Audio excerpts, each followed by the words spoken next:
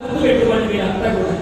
ఇప్పుడు ఈ హయగ్రీవుడైనటువంటి రాక్షసుడు వేదాలను దొంగలించి తీసుకువెళ్ళాడు.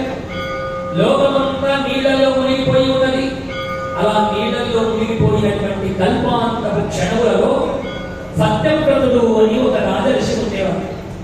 ఆ రాజర్షి ప్రతిరోజు నదీ తీరానికి వెళ్ళి చక్కగా స్నాన సభ్యాదులన్నీ చేసి సూర్యుడికి అర్ఘ్యప్రదానములన్నీ వదులుతూ ఉండేవాడు. ఒకరోజు దోసితో ఇలా నీళ్లు తీసుకొని అర్ఘ్యం వదులుతామని వదులుతూ ఉంటే ఓ చిన్న చేప పిల్ల ఒకటి దోసిలోకి వచ్చింది. రాగానే అయ్యో ఈ చిన్న చేప పిల్ల అని వదులుతూ ఉంటే చేప పిల్ల మాట్లాడిందట, రాజా నేను నీకు భారమైపోయాను, ఎందుకయ్యా నన్ను నీళ్ళలో వదిలేస్తావు అని చెప్పగానే ఆ చిన్ని చేప పిల్లలు తన కమండలలో వేసుకున్నాక సత్యవ్రతుడు వేసుకుని ఆశ్రమానికి వెళ్ళిపోయాడు. తెల్లవారగానే కమండలంలో ఉన్న చేప పిల్ల ఎలా ఉందో అని కమండలం చూస్తే కమండలం ఎంతుందో అంతా నిండిపోయిందట ఆ చేప పిల్ల.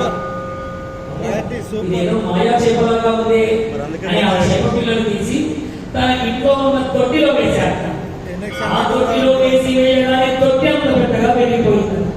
ఇదేమిటి ఆశ్చర్యపడి అంతకంటే పెద్ద దాంట్లో వేశారు, అంత పెద్దగా మారిపోయింది. పక్కనే ఉన్న చెరువులో పెడితే చెరువు అంతా వ్యాపించింది.